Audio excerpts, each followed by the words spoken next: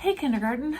So, if we were at school, you would be hatching chicks in your classroom. And we just can't make that happen virtually, but that doesn't mean that we can't talk about birds and we can't still do some fun stuff with birds.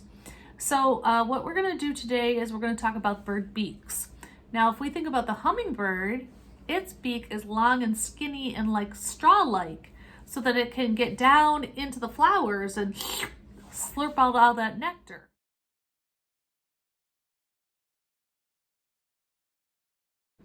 Now a stork's beak, it is also long and skinny, but that's so that it could jab at fish down in the water, right? It would jab those fish and get them.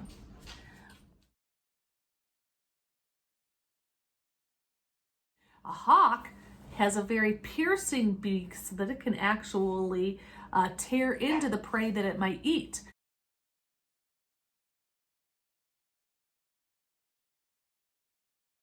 And some of the birds that we might see outside now, they might have little shorter beaks so that they can get little tiny bits of food out of plants or little tiny places like out of rocks and crannies.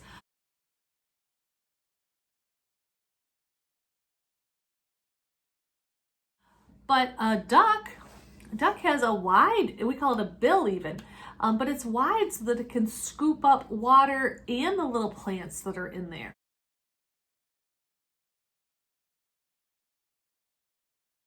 So we're going to do a couple different experiments today. The first one that we're going to do is I took a straw and I cut it so it's about 3 inches long. Totally up to you. But I'm going to fold it down in the middle, and then I'm going to see if I can get it to work like this, like pinchers. See that? And so that's going to be one kind of beak that's going to help me get some food out. The other thing that I'm going to do is I'm going to take a cup that I have, and I'm going to cut the side here, and I'm going to cut the side here.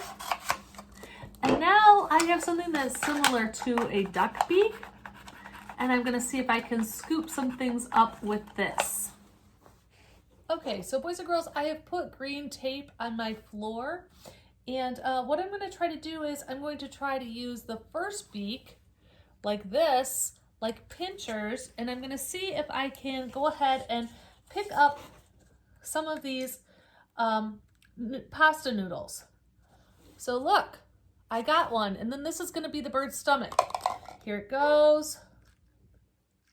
So I can drop it in and pick it up.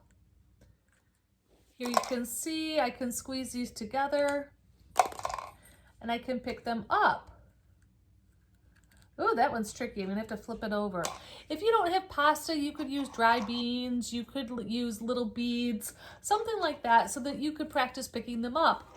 But now that I've done that, I'm gonna spread these all out again.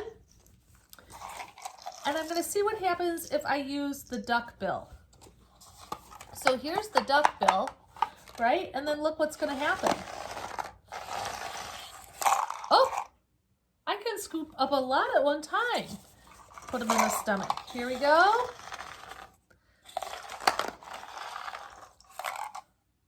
All right, I can scoop those up. So those are some different ways that birds might use their beaks. But now let's take a look, because now I'm going to change it up a bit.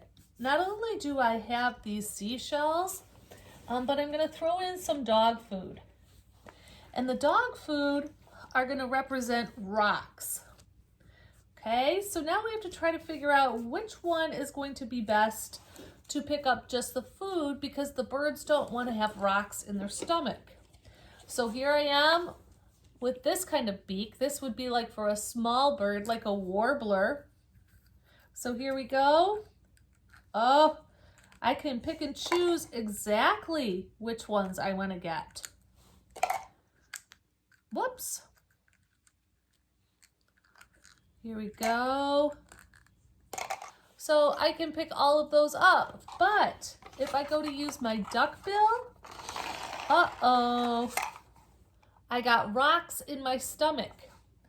So a duck bill is pretty much going to take whatever it can that's around it. It can't pick and choose as much. But this kind of a little skinny beak, it could go into little cracks and it could pick things out. Okay, and now if you want an even bigger challenge, I took a sponge and I have little bits of rice. You could put the rice in some of the holes of the sponge. You could push them down in, and you could see if you could use your pinchers, these little ones, this little beak, and see if you could get some of these little tiny things to pick up. That's even trickier. Oh my goodness. It might take practice to get some of those. But sometimes birds have to get little tiny seeds out of crazy places, like in between rocks or out of a prickly flower. So it's tricky, but I bet you could do it. So give it a try with some different beaks and see what luck you have.